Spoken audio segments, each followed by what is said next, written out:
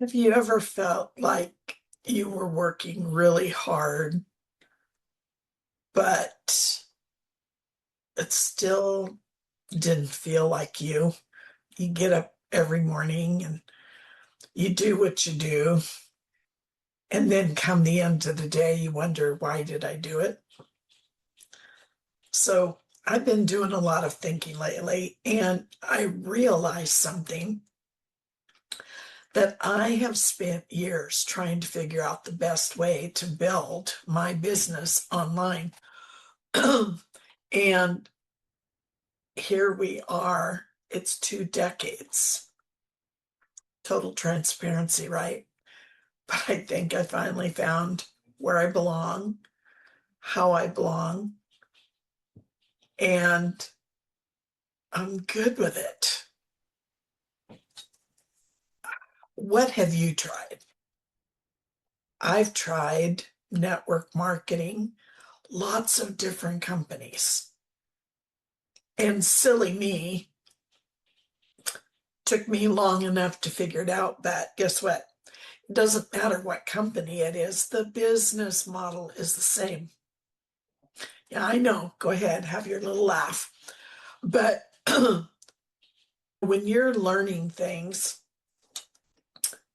at least for me, I've always learned slower than other people.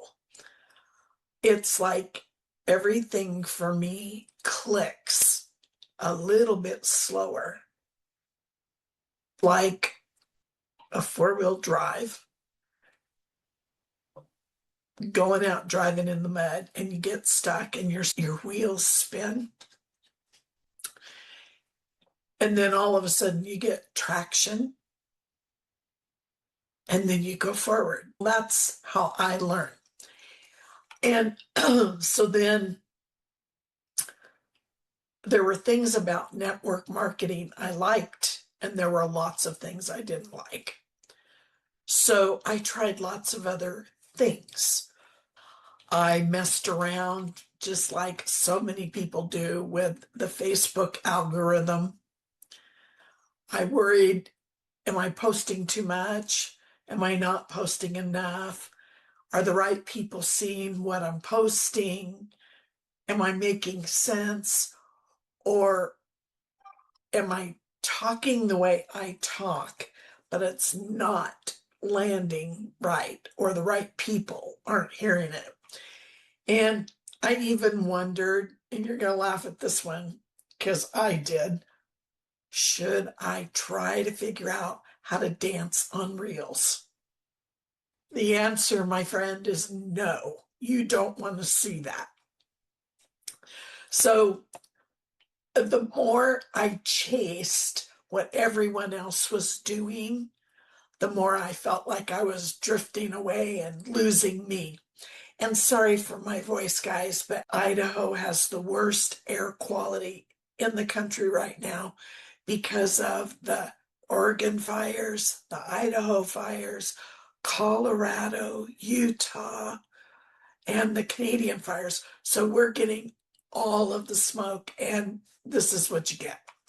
So I'm drifting away from who I really am, and I'm not happy.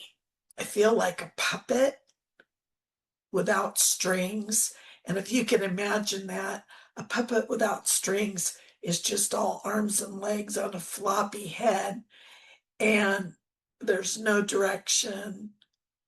It's not happy because it's not able to put on a puppet show.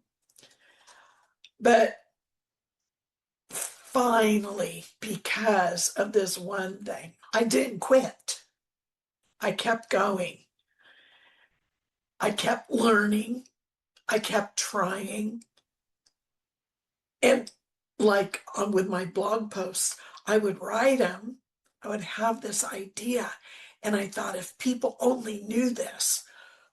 But then when I read it back, it was like gag me with a spoon.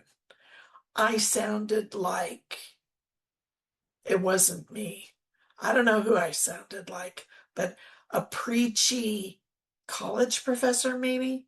I don't use those words every day, the flow of the story was wrong.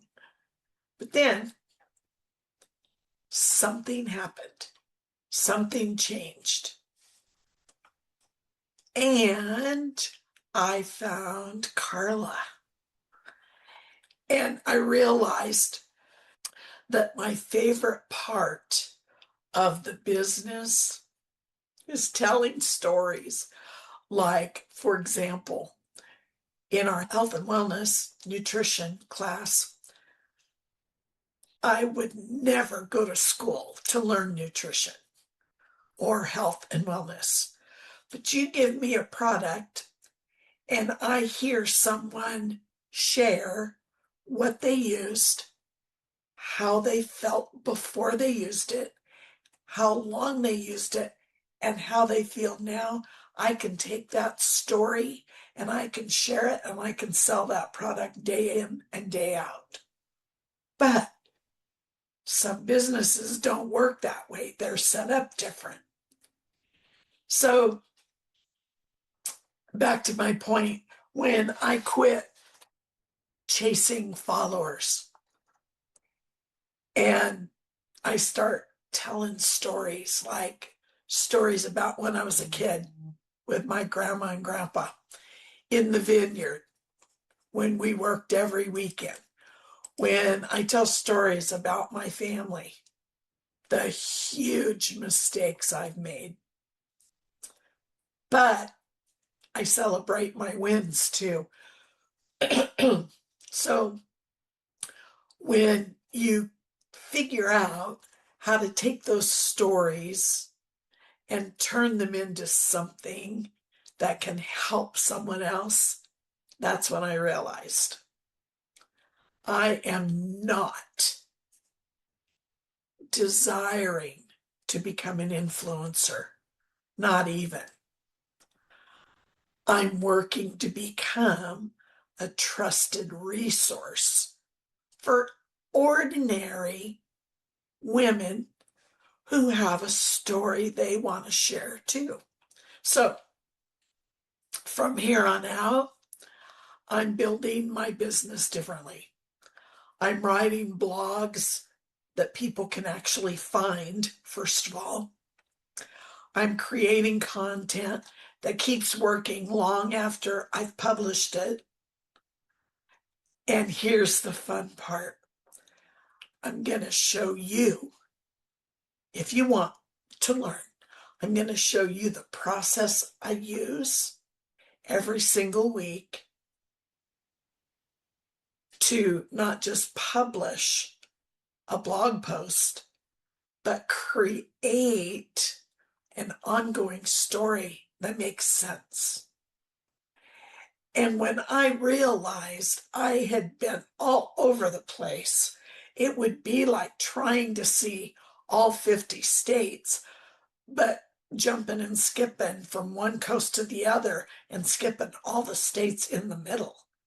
That's what I've been doing. That's why I wasn't happy. And so I'm not the brightest bulb in the box, but I also am a bulb. And I do have a brain up here. It just takes me a while to connect the dots in a way that makes sense to me and is valuable for you. Next month, the first Wednesday of every month, those who want to see what I'm doing over in the Blog Growth Society, I'm starting a new series called Behind the Blog. I'm literally going to pull back the curtain and show you how one story becomes a blog, an email, Pinterest pins, a week's worth of marketing with one story. Because you don't need more content. I think maybe you're like me. You just need a better system. So if you've been watching from the sidelines, if you've been thinking about blogging, if you've ever wondered whether your story even matters, I want you to know something. It does. It does. And it's not because your life has been perfect. None of us are perfect. But because somebody else is searching for exactly what you have already been through. So if that direction resonates with you, I'd like to invite you to come along. Read this week's blog, and if you're ready to stop blogging alone, come join us inside the Blog Growth Society. Will I see you in the next story? Until then, write your story and build your future.